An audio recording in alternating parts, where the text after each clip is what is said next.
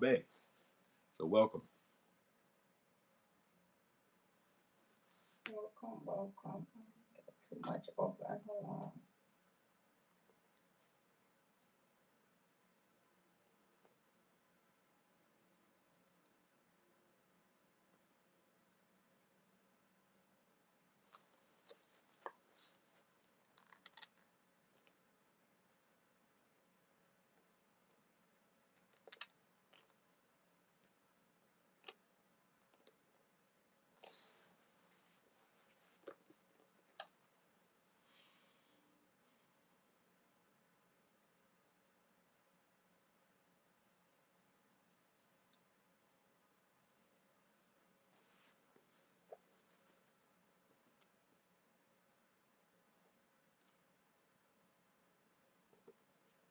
Okay.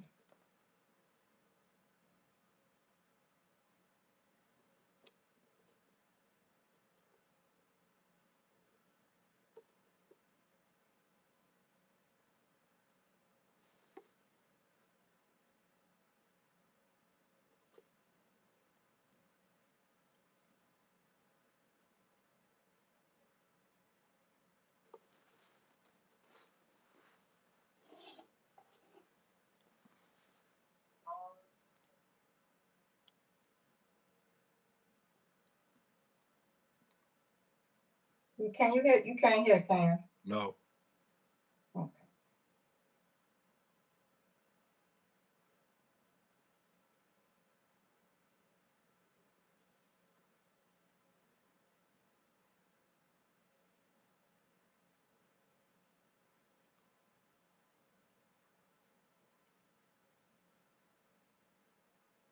Okay, I apologize, family. Here we go.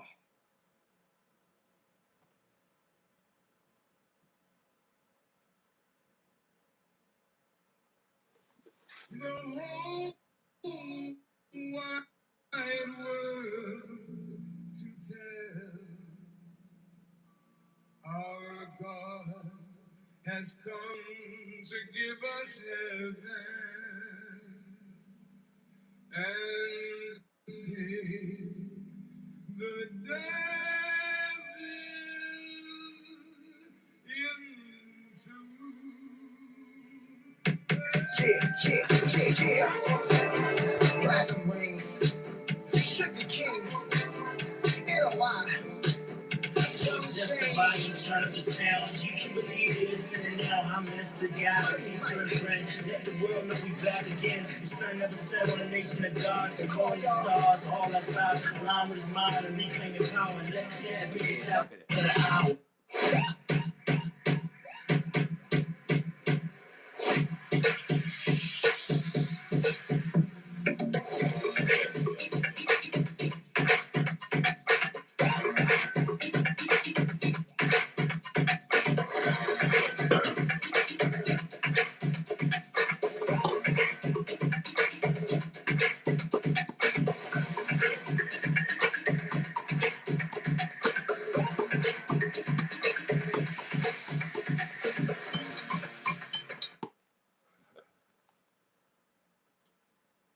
Welcome back. We're back at it again. 19th Element, California Radio, World Gone Crazy, World at War, World is Broke. And I'm introducing Dr. Alim. I'm Amira Bay. Yes, and without further ado, Dr. Alim, let me spotlight you. Assalamu alaikum. Sister Amir. Assalam. And welcome audience, whether you're on Facebook or Zoom or with us on YouTube. Remember to push the share button and subscribe if you're on YouTube. But this is the 19th Element from the studios of California Radio Network. And this is the geopolitical phase of the Survival Show. You know what we do on Tuesdays. That's called the Your Immunity Project. And we deal with public health issues, COVID-19 issues, vaccine issues, all kinds of things like that. But on Wednesdays, it's geopolitical, economic, strategic, war and peace. And our ongoing theme, really, for the last 2 months has been a world at war, a world gone crazy, a world that's broke. And I would say, if I added anything else to it, a world that is desperate, a world that is falling apart.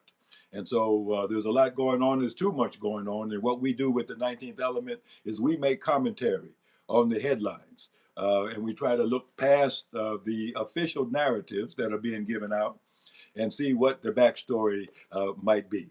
And because it's the end of 2025, I might even end up giving some predictions about what I think is going to take place in the coming year. So, Sister Amira, let's go with our images and headlines. And we got a lot to cover. I don't know what kind of order is going to come up in. Things have been a little bit chaotic. Got off to a rough start this evening, but we're here. We're doing our thing, and we're glad you're here with us. So push that share button. Don't forget about it. Subscribe on YouTube so you don't miss any episodes. Be sure you're with us on Sundays and Mondays with prayer and fasting at 9 a.m. We do a spiritual lecture on Sundays, and then Mondays, there's a question and answer period, just like it used to be back in the days in the Nation of Islam. After the lecture was over, there was always a period of questions and answers. So we do that Sundays and Mondays with prayer and fasting. So let's take a look at our headlines, and we'll get started here.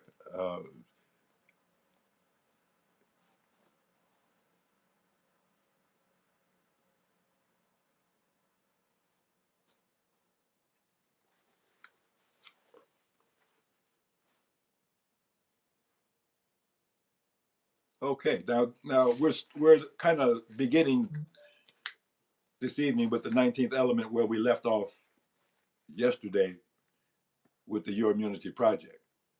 So I actually showed this image yesterday, as some of you might remember. Communism is when Jewish gangsters take over your government and then your economy. And I pointed out that although many people don't think history repeats itself, well, I think it does.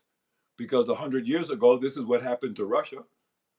The Jewish Bolsheviks from Manhattan went to Russia, murdered the Tsar and his family, took over the Russian economy, and established a communist government that ruled for 70 years over largely Orthodox Christians and Muslims. Capitalism is when Jewish gangsters take over your economy and then your government. Well, again, history repeats itself. In 1913, just before Christmas, I think it was actually Christmas Eve, 1913, they passed the Federal Reserve Act. Some say it was illegally done in secrecy, and it really isn't a legal act, but nonetheless, it's prevailed since 1913. What did the Federal Reserve Act of 1913 do to America? It robbed America of her sovereignty because it made private bankers, international bankers from Europe mostly, in charge of the US economy, printing the US currency. And ever since that time, the dollar has lost 99% of its value. Within 20 years, 1933, Franklin Delano Roosevelt had to declare bankruptcy because of the Federal Reserve Act. That created the Federal Reserve Bank. It created the IRS. It created the FBI. It created the Anti-Defamation League. And of course, those are the agencies. They're all private agencies. The Federal Reserve Bank is a private bank. The IRS is a private corporation. The FBI is a private corporation. And of course, these agencies of government, put that in quotation marks, have been harassing and oppressing the American people for the last 100 years. Fascism is what Jewish gangsters scream when you interfere with their criminal takeovers. And that's what we're hearing a lot of.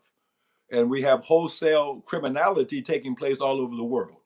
And so that's why I wanted to start with this image. Next image, please.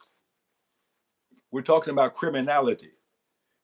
Guys, that's politics. Guys, that's economics. Guys, that's diplomacy. But in fact, what it actually is criminality. It's murder. It's stealing. It's lying. It's fraud. It's counterfeit. It's drug trafficking, human trafficking. That's actually what's going on behind the scenes, disguised as national politics and international diplomacy. Look at Mr. Trump, that many people voted for with great hope. thinking that he was going to make America great again, put America first. But the president that they voted for is not the one they got. And I've advised people, look up the word Trump, look up the word Trumpism, and you will see that it's a fabrication, it's a lie, it's a misrepresentation. So he's living up to his name, or living down to it, however you want to look at that.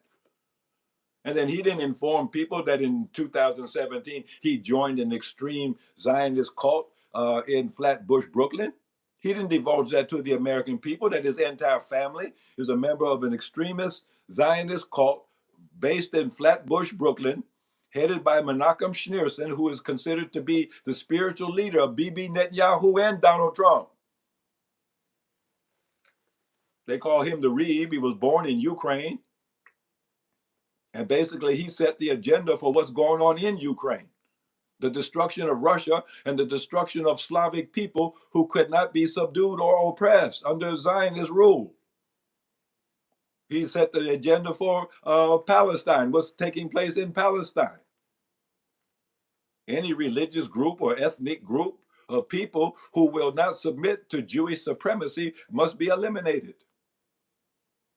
And so therefore, the president you voted for, if you voted for Mr. Trump, is not the president that you got. What you got is a president that is actually an agent of a foreign government. Next image. Perpetrating a alien philosophy called Zionism. Now, this is the churchman himself, Charlie Kirk.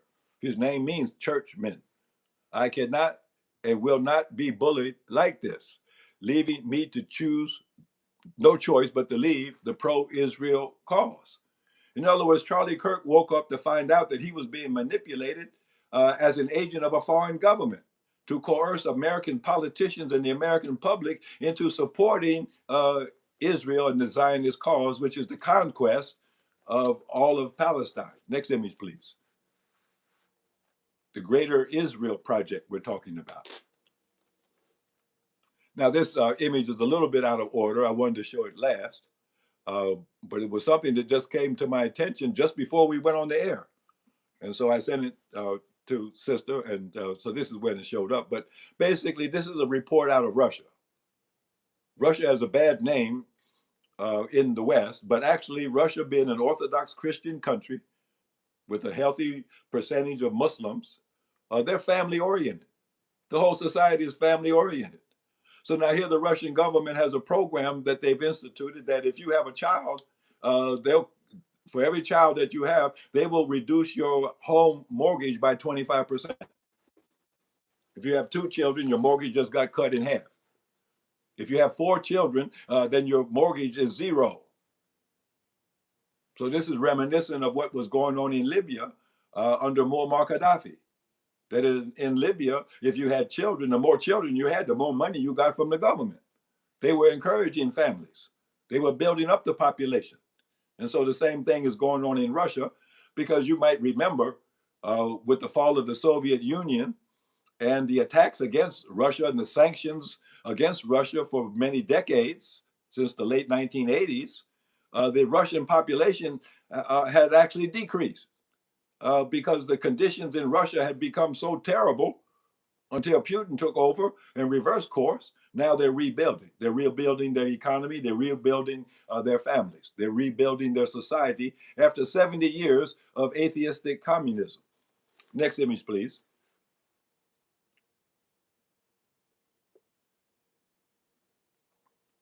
I showed this last night too, because of the censorship that is limiting free speech. Warning, you have been found in violation of a rule we hadn't made up yet. And of course, this is what many people are faced with on social media. You said something, perfectly innocently or not. It doesn't have to be, because the First Amendment right gives you the right of free speech. But yet these high-tech oligarchic entities like Facebook and Microsoft and Oracle and TikTok and even YouTube, yes, and Instagram, all the rest of them. All of them are imposing various degrees of censorship. And once stung with censorship, then people tend to self-censor. If saying that got me in trouble before, I better not say it again. And so then people become self-censored and shut down themselves instead of being shut down. Next image, please. So what's the right of having the right of free speech and not use it? Now, again, these images are a little bit out of order, but there's a series of articles here where artificial intelligence is mimicking the dead. Now, what this is talking about is there's great concern in the Vatican, in the Catholic Church, among the priests that are performing exorcisms. And what they are concluding is that artificial intelligence is demonic. Artificial intelligence is demonic and performing all kinds of demonic and satanic acts on people. Next image, please. Such as mimicking the dead. Now, that's a practice called necromancy. When you resurrect the dead and make the dead to speak. Well, that's a part of the occult, satanic practices of witchcraft. And so now artificial intelligence is actually involved in that kind of thing. Now, as I said before, these images are out of order, but I referred to this many times. Many people are surprised at the reversals of Mr. Trump, the outright lies and fabrications that he tells.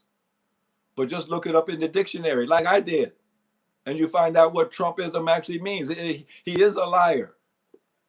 He tells fibs, misrepresentations of the truth, exaggerations.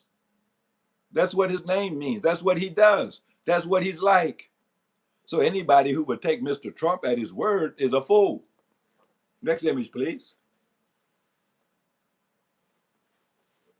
No man is any better than his name.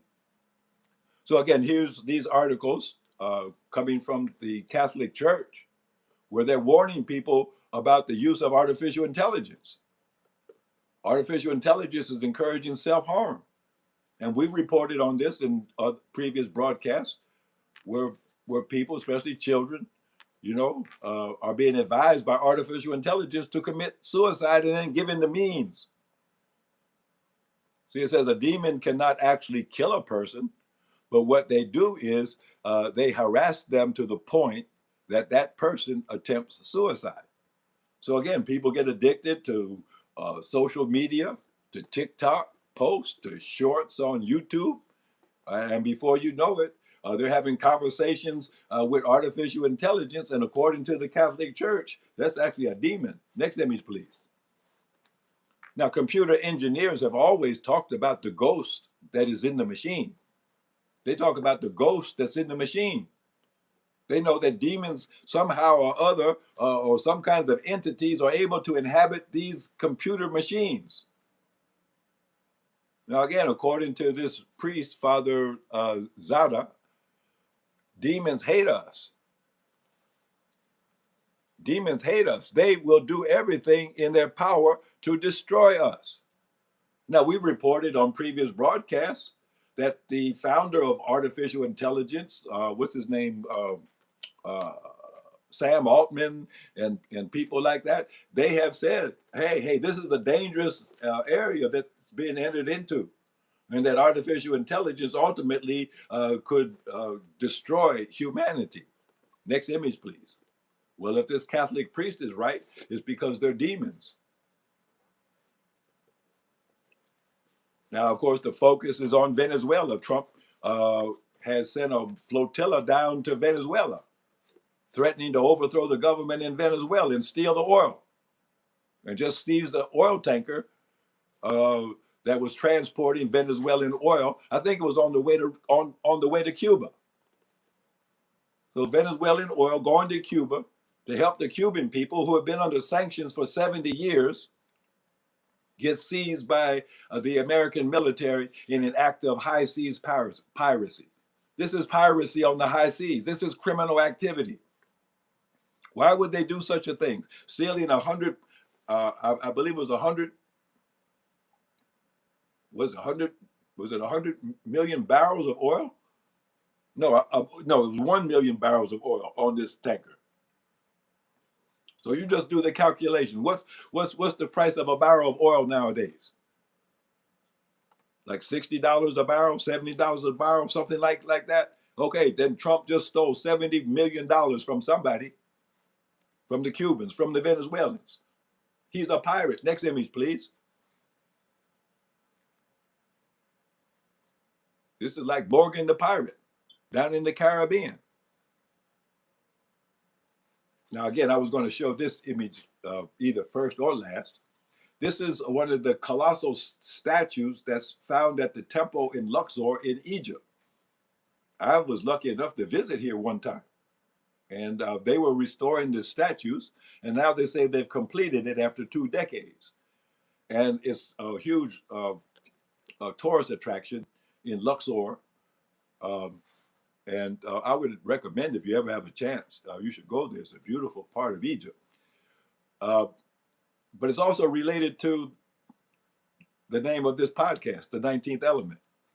See, they have the statue veiled, so you can't see the face.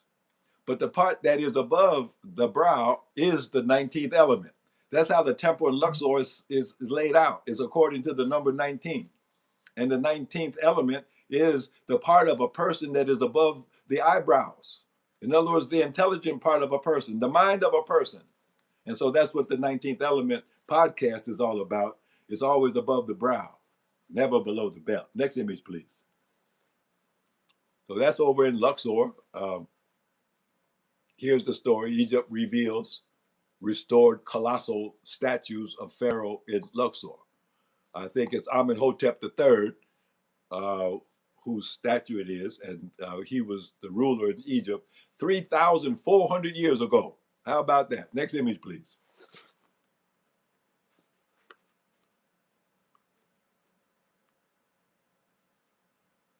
Now, I don't know if you can blow this up anymore, but this was the tweet or the social media post put out by the President of the United States.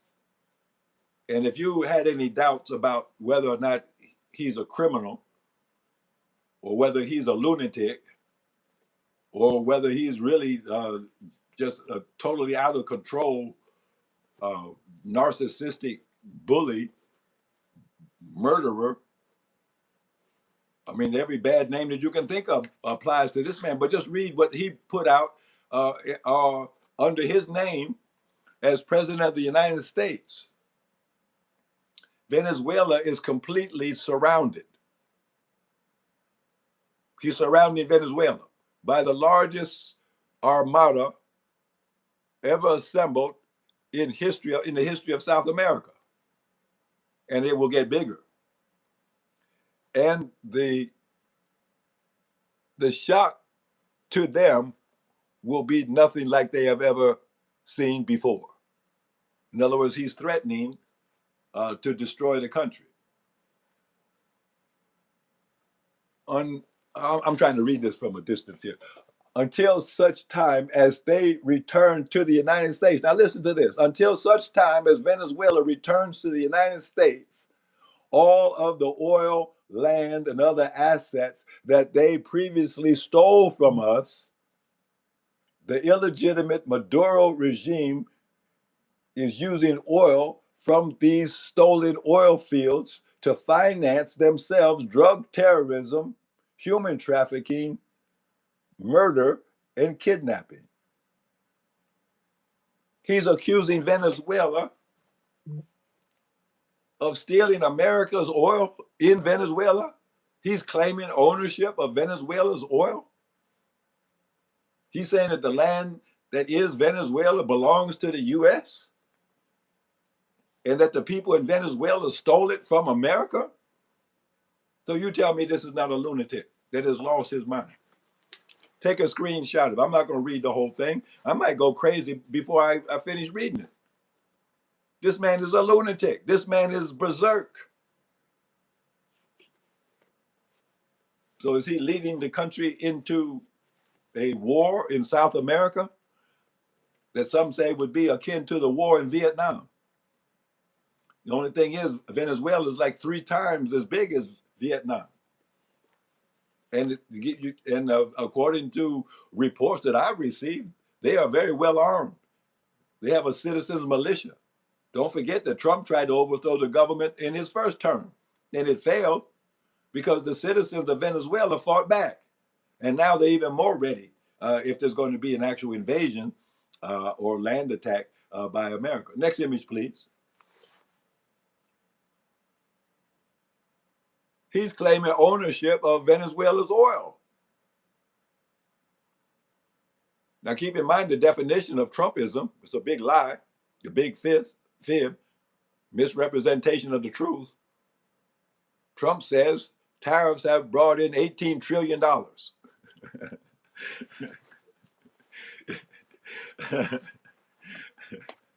I mean, that's just such an outrageous lie. In other words, he says in 6 months, his tariffs have raised what, more than half of the national debt? He getting ready to pay down half of the national debt in 6 months from the tariffs that he's extracted from the entire world. Well, then how come inflation is going through the roof? You know? So again, this is just a bald-faced liar. Everything the man says is a lie. It's a false. It's a falsehood, a barefaced lie, a misrepresentation of the truth. $18 trillion.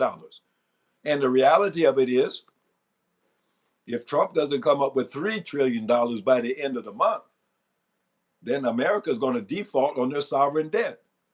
And that would spell economic catastrophe, not just for America, but literally for the rest of the world, especially those countries who are heavily invested in America. So America is on the brink of bankruptcy. So this literally is a world at war, a world going crazy, a world that's broke. Next image, please.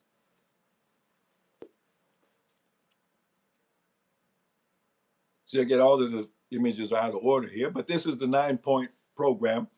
Since Trump is going to cancel Medicaid and Obamacare, well, then what's the alternative? Well, my alternative that I offer to you is the Abundant Life Healthcare Plan. It's a 9-step program to achieve perfect health in about a year. It take most people about a year to complete all these 9 steps. And then whatever condition you're in right now that's so troublesome, well, will be a thing of the past. Next image, please. So look for it in the future. dralim.com is the website that's connected to it. If you want to get started before the website is fully up, then just contact me through my email, dralim@protonmail.com. And we can get started even before the website's ready. Now look at this. Trump declares fentanyl a, quote, weapon of mass destruction in escalation of Venezuela drug war. Now, of course, the reality of it is that Venezuela has nothing to do with fentanyl. Venezuela doesn't produce any drugs. Fentanyl is largely produced in 2 countries, China and India. And then it's routed across the Pacific. It ends up coming across the land in the land border between the United States and Mexico. So there's no fentanyl coming from Venezuela. So if Trump was really serious about stopping fentanyl, well, not that I would recommend it, but you should be attacking Mexico. The drug cartels down there, they're the ones that are bringing the fentanyl across the border. And then, of course, you could maybe convince the American people to stop using it. Next image, please.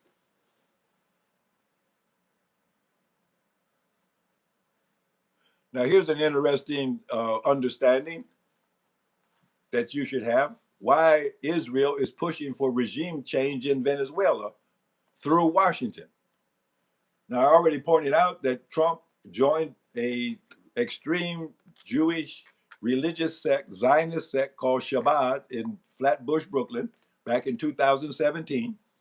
And he's following the agenda of the Reeb for a greater Israel. Well, now what's required for a greater Israel over in the Middle East is they have to destroy Iran. Now, they tried to do that in June and got their butts kicked. And so now the second round is being prepared for sometime in 2026. Israel in league with America and maybe some of the European allies and even countries like Azerbaijan, they're going to try it against Iran a second time. And it's going to be a really big war. And if you attack Iran and Iran closes the Straits of Hormuz and shuts off the oil supply to the world, that will bring about an economic collapse. It will be fulfillment of the scripture, the kings of the east dry up the river Euphrates, meaning they dry up the oil supply for the world, and the world economy comes grinding to a halt just because they want to attack Iran for the sake of greater Israel. So basically what this is all about is Trump said, well, look, if we can take over the oil in Venezuela, then even if Iran closes the Straits of Hormuz, we'll still have another supply of oil coming from Venezuela. And then we can take this Venezuelan oil and sell it to the rest of the world, especially Europe, since we blew up the Nord Stream pipeline and cut off Russian oil to Europe. Now we can sell high-priced Venezuelan oil to Europe and Israel and all the rest of the world. Next image, please. Because we have to destroy Iran no matter what.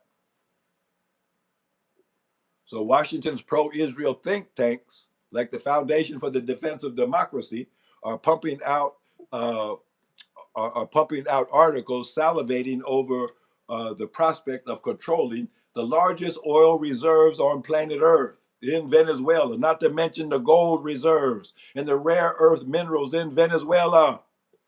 And Trump claims that the Venezuelans, Nicolas Maduro, he stole that oil from Trump. Yeah, Nicolas Maduro stole all that oil from Trump. And all Trump is trying to do is get it back. Next image, please. That's perfectly logical to a lunatic. Now, here's one of the things that should concern you, the rising food prices. And now they found out that there's a collusion between certain corporations like Pepsi and Walmart. They colluded to raise the food prices across the economy. Next image, please. That's also because food is getting short, isn't it? Now, this is a long article that you ought to try to search out and read, Sonar 21. I think that's Larry Wilkerson, yes, I think. And he goes into the details that illustrates the nonsense of so-called Christian Zionism, the roots of Christian Zionism. Well, the roots of Christian Zionism begin and end in England. Zionism was created by the British. Jews around the world weren't interested in Zionism. They didn't have a word called Zionism until the British gave it to them. Just like the British gave the Muslims what they call Wahhabi Islam. The British have been involved in creating synthetic religions for centuries. So they gave the Muslims Wahhabi Islam, British Islam, that's practiced in Saudi Arabia. And they gave the Jews Zionism. So they've deceived the Jews and made the Jews think that they're some kind of special people, when all along, really what it was, the British Empire was trying to destroy the Ottoman Empire, the Muslim Empire. So who are we going to get to be our shock troops, to fight our enemies for us? So they deceived the Jews into thinking that somehow they were some special people, and this was going to be the fulfillment of a promise made to Abraham. So they got the Jews all hopped up on this idea of being special people, and the British Empire is going to back us and send us into Palestine, and we're going to recreate the ancient kingdom of Israel. We're going to rebuild the temple. This was all a British plot.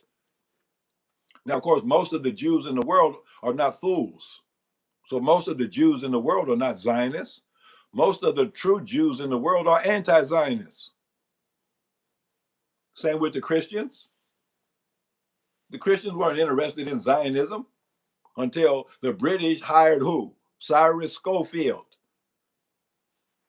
a demagogue from the Midwest in the United States.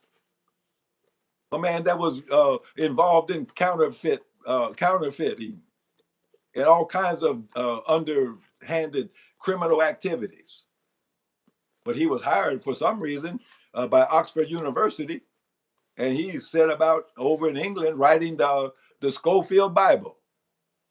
Here, this notorious criminal from America writes the Schofield Bible and then is distributed among the Christian congregations all over the world, making them think that they're obligated to support Israel, which in fact is not really Israel, but is a British Zionist plot.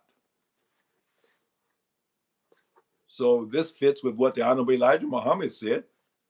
He said that among the white race, he said the Germans are the wisest among them, but the British are the most wicked. And so this proves it. So this is the nonsense of the Christian Zionists. They are just the deceived dupes of the British. Next image, please. So this was from last night, the Your Immunity Project. And one of the things that we talked about was teaching the public how to do the basic autonomic response testing. So you can test things in your environment, food that you're going to eat or something you're going to drink, something that you're going to wear. Is it good for you? So your autonomic nervous system is your innate intelligence, the innate intelligence of the body that's sensitive and aware of everything around you. And so if you understand how to use your autonomic nervous system, then that is a great way to keep you safe and sound. And it's also how we do the diagnostic work with the Abundant Life healthcare plan. We test 40 different organs using the autonomic response testing technique. Next image, please. But you can learn how to do it yourself. It's not such a big secret. So now, again, this war against cocaine trafficking and drug trafficking out of Venezuela. And if you look closely on this chart here, you see Venezuela doesn't even show up on the chart as a source of drugs coming into the United States or any other part of the world. So it's all a fabrication. It's all a pretense to justify outright thievery. Next image, please. But it doesn't look like the Venezuelans are backing down. Now look at this. They have a big scandal going on in Minnesota where they're rounding up all of the Somali immigrants, claiming that they defrauded Medicaid and Medicare, had all kinds of welfare schemes going on, shipping millions of dollars back over to Somalia, where Ilhan Omar comes from, the Congress lady. Now, of course, most people are not aware of the fact that not only are they attacking the Somalis inside the United States, in Minnesota, they're literally bombing Somalia as we speak. Donald Trump has bombed Somalia about 100 times since he took office in January. They've been bombing Somalia nonstop, claiming that there's a terror group over there. And now what they're doing overseas in Somalia, bombing the Somalis overseas, now they're trying to bomb them here in the United States. Next image, please. So it's not only America waging wars against Venezuela and South America, invoking the Monroe Doctrine after 200 years, but they're also waging war all over Africa. Look at the genocide being waged by America in the Sudan, right next door to Somalia. Millions of Africans being killed and slaughtered. I know all the focus is on Palestine, but the same thing that's going on in Palestine is going on in the Sudan, and I guess Minnesota. Now, these are articles and videos about skull and crossbones. Now, skull and crossbones, of course, is a secret society at Yale University. Yale University, of course, named after Elihu Yale, who was a big drug trafficker in Madras, India. You know, the opium wars against China, that was being run by Elihu Yale. Then he took all that money that he made in drug running and he founded a university called Yale University. And then they have a satanic cult called Skull and Bones, where all the presidents come from. Bill Clinton came from there. The Bushes were Skull and Bonesmen. They call them Bonesmen. The senior Bush, he's famous because he actually unearthed the bones of Geronimo. He stole the bones of Geronimo. He robbed the grave of Geronimo, literally, and brought the bones of Geronimo back to Yale. And the headquarters at Yale is called the Crypt. So these are the wicked leaders of countries and cities and governors of states coming from skull and crossbones. And of course, that's the symbol of piracy, isn't it? I mean, when you see skull and crossbones on a flag, you know that's a pirate ship. So that's exactly what Trump is doing. Acts of piracy on the high seas, skull and bones. Next image, please. See, again, here's this article again about artificial intelligence, digital intelligence that you've heard me say many times. Digital sounds like Dajjal, and Dajjal is the Arabic form of the Antichrist. So digital is Dajjal, Dajjal is the Antichrist, and that's artificial intelligence. And according to the Vatican priests that do exorcism, they say artificial intelligence is opening doors to the demonic. And this is a warning from an expert professional exorcist. Next image, please. So artificial intelligence is Dajjal, the Antichrist. So was that the last one? Or are we switching tracks? I think we're switching. So let's hear your comments and your questions on what we're talking about, because this is very unusual information. And it's a new slant on things, and it hopefully enlightens you as to what is really going on behind the scenes. Yes, sir. That was the last one. I couldn't get back on it. Yeah, that was the last image. Okay. So I'll just say a few more things, because the world is very dangerous. The world at war, the world going crazy, and the world going broke.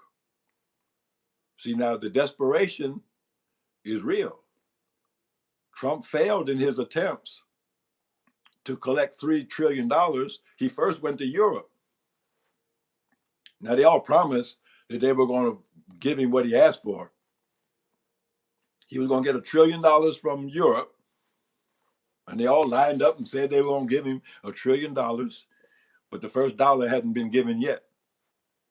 Then he went to Asia, remember? He was in Korea and Japan. And they all lined up and said they were going to give him $1 trillion of investment too. But all he came out of the meeting with was a tinsel crown on his head. They crowned him the emperor of the world. Then he had to go begging on his knees, crawling to China, that even though he had declared trade war against China, he still went begging to China, please help us out and buy our treasury bonds. And of course, the Chinese did exactly the opposite. They started dumping the ones that they still had, as is most of the world, dumping U.S. treasury bonds, which is a part of the Federal Reserve System that was set up to squander America's wealth, not squander, but to steal America's wealth more than 100 years ago. And so now we're at the day of reckoning. If you want to say that the term given to the Western civilization to prevail in the world was up in 1914, what we have experienced in the last 111 years is the complete fall of that Western civilization. So the greatness of Europe, that once ruled the world, is no more.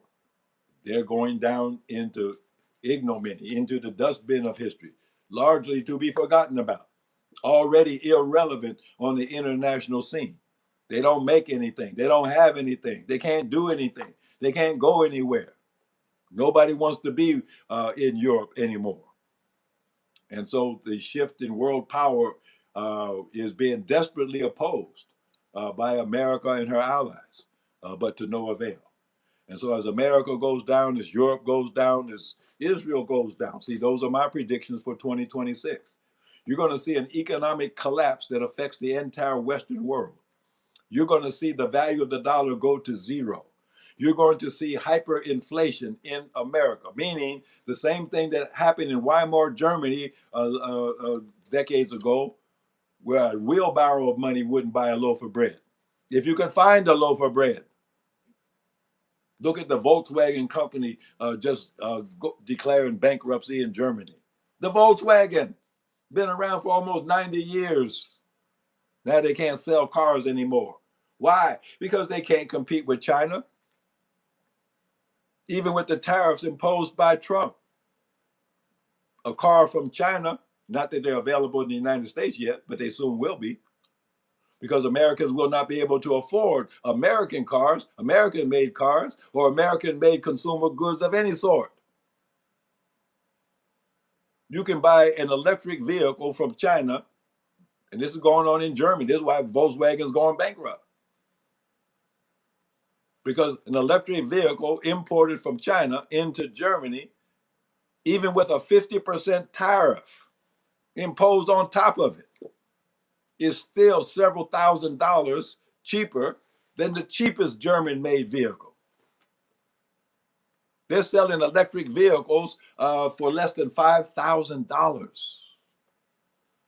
So that's why they have to put up a trade barrier to keep China out of America. Suppose you could buy a new electric vehicle for $5,000. They're selling luxury cars in China that are the equal of what's that high-end Mercedes-Benz that all the rappers talk about, Malbec or something like that. They got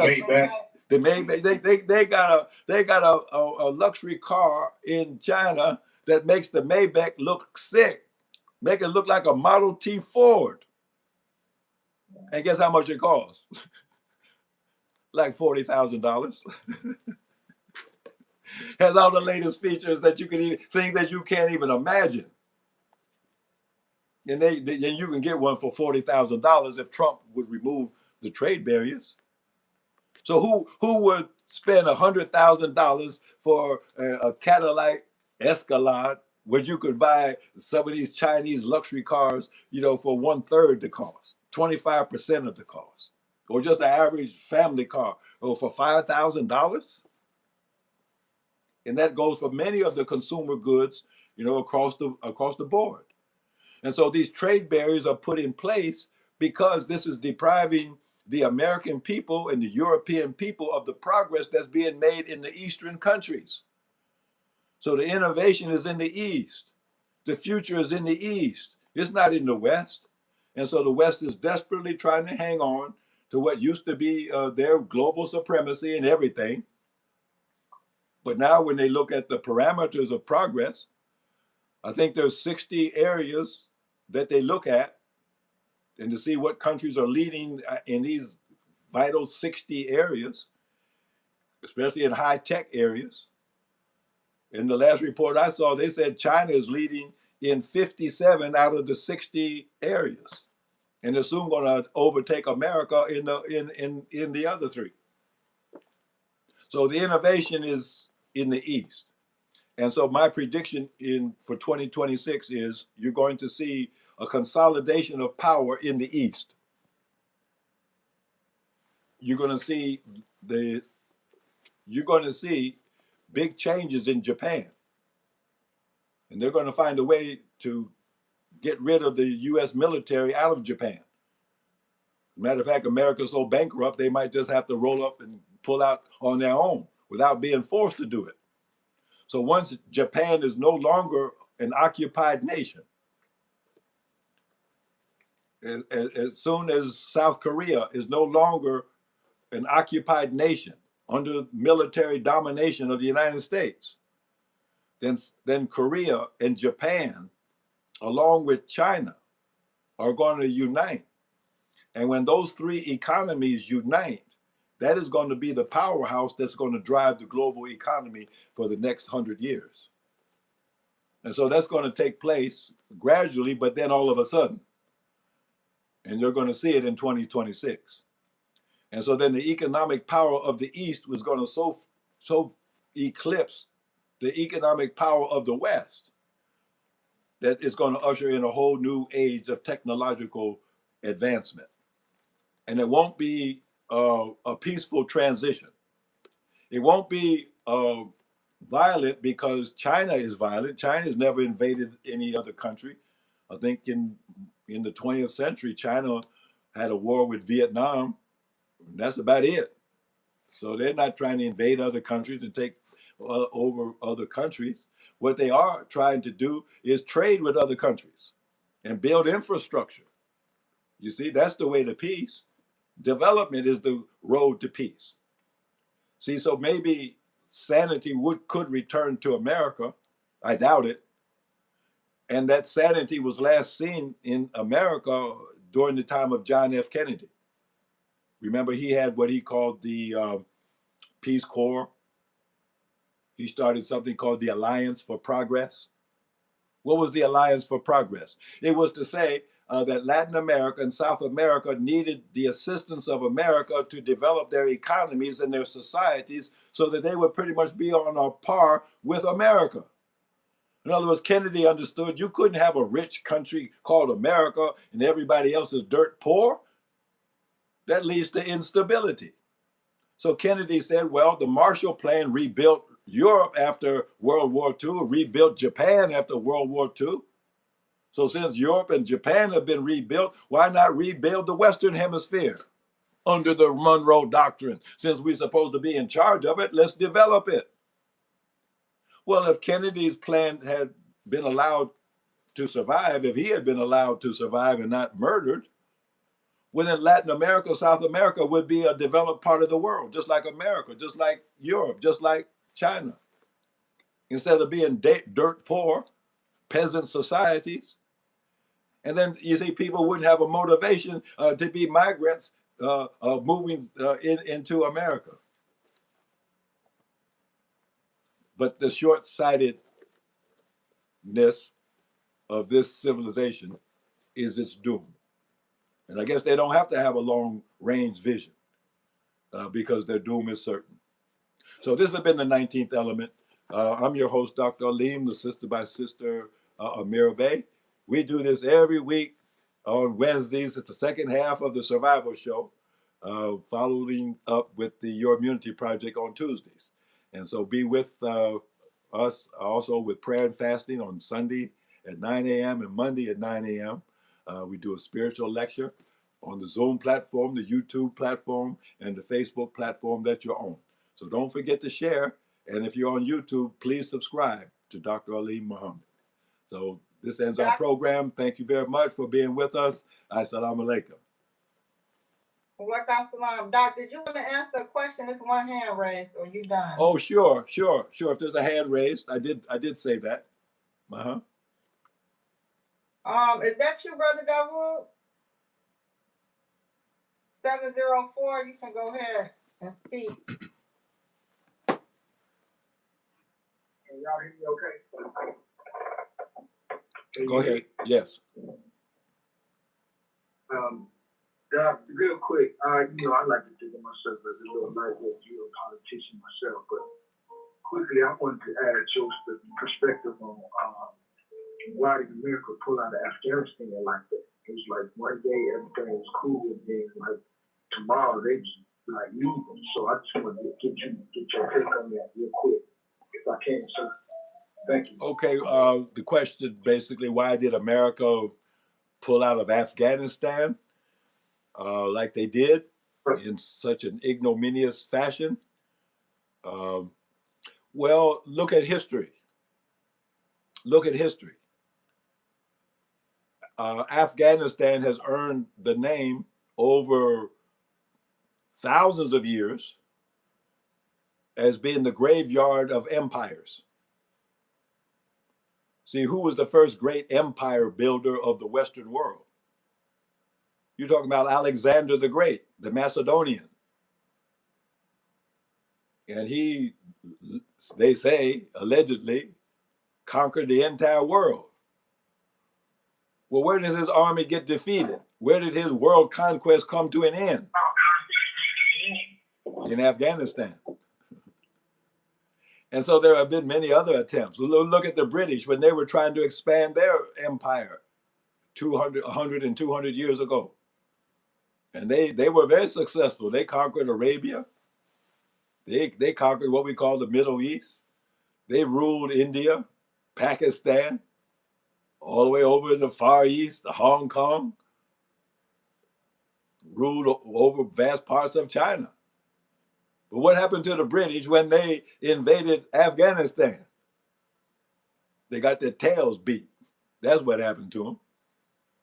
Then even in the 20th century, when the Soviet Union was flexing its muscles, and we got to expand because we need a southern seaport. So we got to take over Afghanistan so we can have a southern warm water port. So what happened when the Russians got tangled up with the Afghanis? They ended up getting destroyed. And so America said, well, we're better than the Soviet Union. America is the surpassingly great and powerful nation, the greatest army in the entire world. So we can do what Alexander the Great couldn't do. Even the Romans got defeated in Afghanistan. The British got defeated. The Russians got defeated. So wouldn't you know it, after about 20 years of lying about why they were there in the first place, because they were really there to grow opium. That's the great opium growing part of the world. So if you want to read the real backstory about why America invaded Afghanistan in the first place, then pick up a book that was written by a man named Webster Tarpley. And the name of the book is The Unauthorized Biography of George Bush.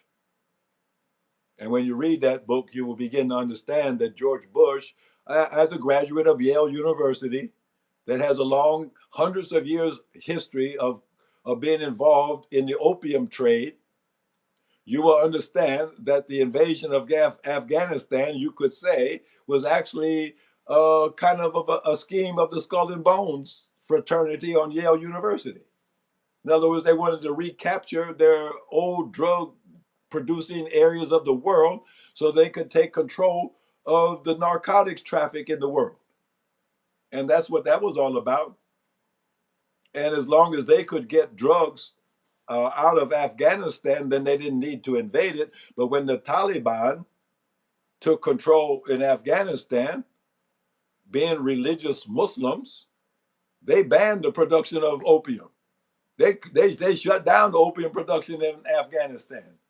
And that was what infuriated George Bush, that made him say, we have to invade because we can't allow them to cut off the opium production coming out of Afghanistan.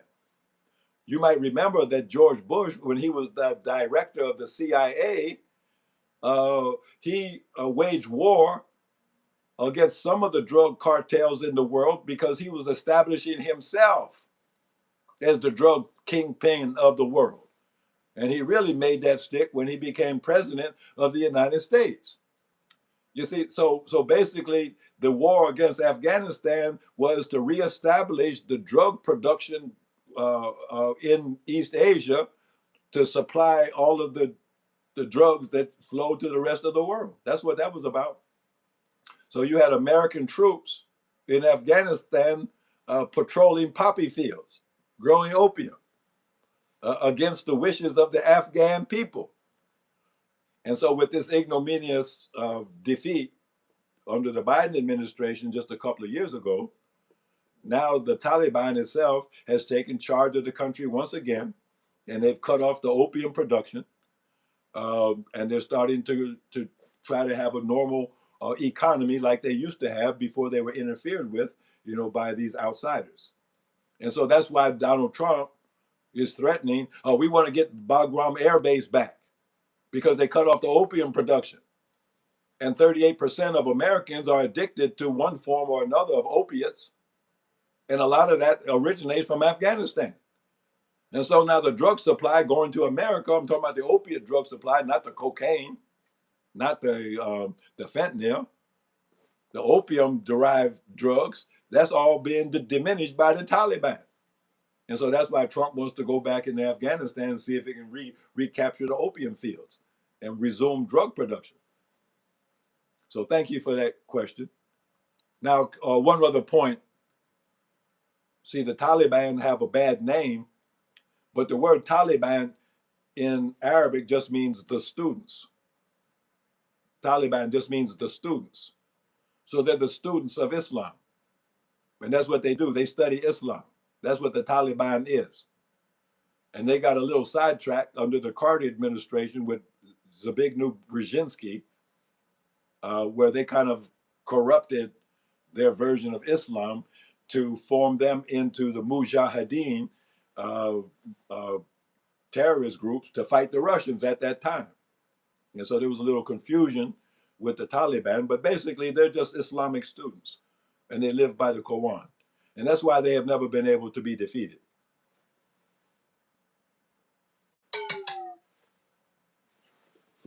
So, all right. So, is there any other question or comment before we sign off? We've been on the air about an hour, just about, but we have 1 or 2 minutes. Not that I see. Let me check Facebook. Not Okay. on Zoom. I don't see it.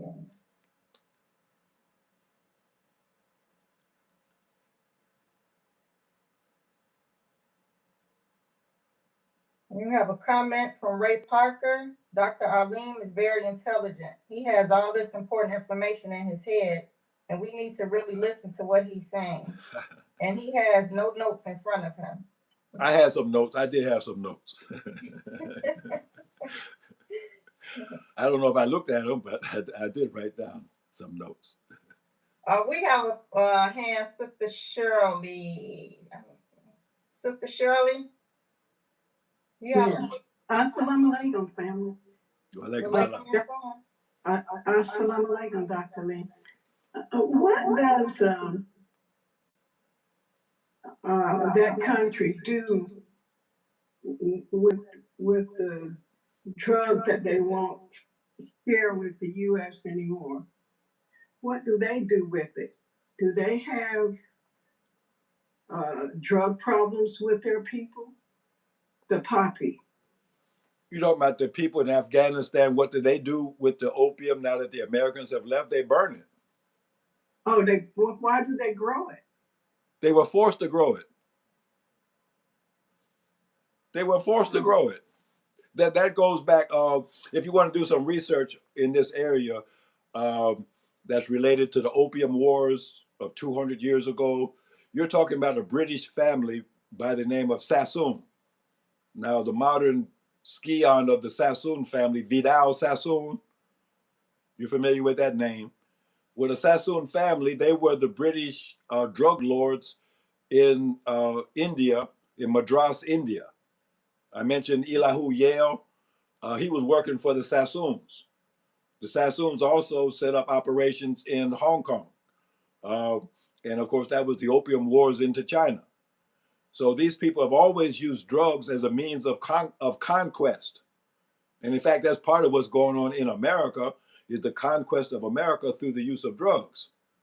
So yes, the people in Afghanistan, just like people in Colombia and other parts of the world, they don't grow drugs because that's what they really want to do. It's kind of an economic situation where that's about all they are allowed to do. And in the case of Afghanistan, they were forced to grow opium under gunpoint. Wow. Now, keep in mind that all of these products, opium poppies, the coca plant that gives you cocaine, even marijuana, for that example, these are natural plants that have a medicinal use. Marijuana is a medicinal plant. Coca is a medicinal plant. The opium poppy is a medicinal plant. So it has a proper lawful use. So there's always been a use of the coca leaf in South America, but not as some illegal drug for people to get high. It has medicinal purposes. I'm not going to go into the details of that right now. Same with opium. Without opium, people wouldn't be able to endure surgery. People in severe pain, would suffer miserably. So there's legitimate uses for opium. There's legitimate uses for coca. There's legitimate uses for marijuana. There's legitimate uses for all of these substances. But we live in an outlaw world that is making illegitimate uses of all of these substances to the harm and detriment, of their fellow human beings. They use these drugs as means of control. I mentioned Alexander the Great. Well, Alexander, see, when I was in elementary school, there was a joke. I think the joke was something like this: what's purple and ruled the world? And the answer was Alexander the Grape. And we thought that was funny, Alexander the Grape. Now, later on, what I found out was there's a little bit of truth in that joke. Alexander the Grape and Alexander the Great, kind of the same thing, because Alexander was the one that introduced alcohol pretty much to the world. People didn't drink alcohol before Alexander the Great conquered the world with alcohol. He was the son of Philip of Macedonia. Philip of Macedonia was an alcoholic. When Alexander saw his father being taken advantage of because of his drunkenness, he realized the power of alcohol. Now, he didn't touch alcohol himself. He didn't drink. But he realized that he could use alcohol as a form of mind control. That when you get somebody lathered up on liquor, then you can get them to commit acts that they would never commit in a sober state of mind. And so that's what allowed Alexander's armies to conquer the world, because he would get them so drunk that they would commit atrocities that other people had never even conceived of. I mean, people had wars before Alexander, but they didn't hardly kill nobody. I mean, they had disputes and they would push and shove and, maybe knock somebody in the head a little bit. Might be a little bloodshed. And they call that a war. But they didn't actually go and kill people in cold blood. Till Alexander found out, if you get people drunk enough, they'll commit atrocities. And then you can take over whole society. You can take over a whole country. You can conquer the world with alcohol. And that's why the British Navy, how did they conquer the world? They kept all the sailors drunk on rum. They had a daily ration of rum. So essentially the British Navy was a bunch of slaves on a ship that couldn't leave, but they were addicted to alcohol. And if they left the ship, then they would go through withdrawal. So they had a permanent navy of alcoholics. That's where that, that idea of the drunken sailor. Yeah, the drunken British sailor who could be compelled to commit atrocities because of their drunkenness. Well, you bring that all the way up to date. The U.S. Army, the Western armies, the Israeli army, they don't necessarily get people drunk, but part of the battle pack of the U.S. Marines or U.S. Army, U.S. Navy is full of drugs. They're taking psychotropic drugs. They're taking speed. They don't call it cocaine. They're taking amphetamines. And that's why they are able to commit these atrocities, because they're under the influence of drugs. All of them are on drugs. How can they do the things they're doing in Ukraine? All those soldiers are on drugs. So that goes all the way back to Alexander, that you use drugs to put a normal human being who normally wouldn't harm another person. The average person, they would never hurt another person on purpose, unless it was in self-defense. So that's what military commanders have always had a problem with. How do I get this farm boy from Nebraska, raised as a Christian? How do I get him to kill somebody on command in cold blood? Well, you got to drug them. You got to control their mind. You got to brainwash them. You have to destroy their personality and rebuild it into the image of a savage killer. And so that goes all the way back to Alexander, where he met his doom in Afghanistan. Thank you, Dr. Lee. So if you go to Afghanistan or Iran and those Middle Eastern countries, it would not be unusual after dinner, say in Afghanistan or in Iran, they might fire up an opium pipe.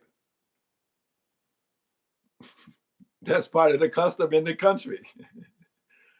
Just like in South America, you'll find people chewing coca leaves, part of the culture.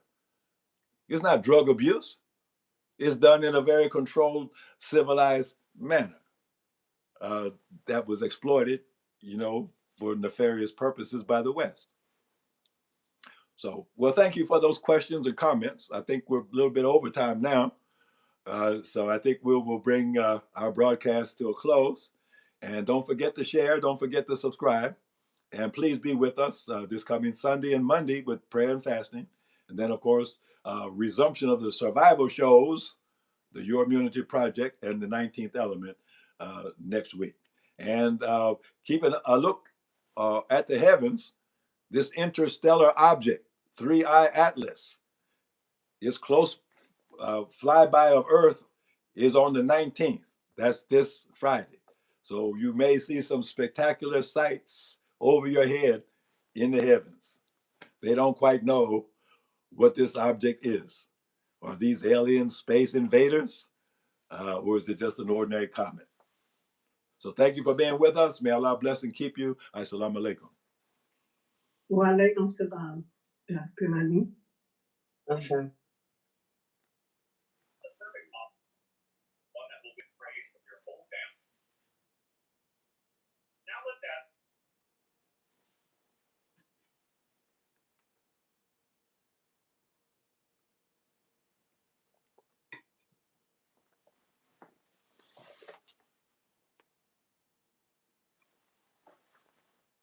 All right.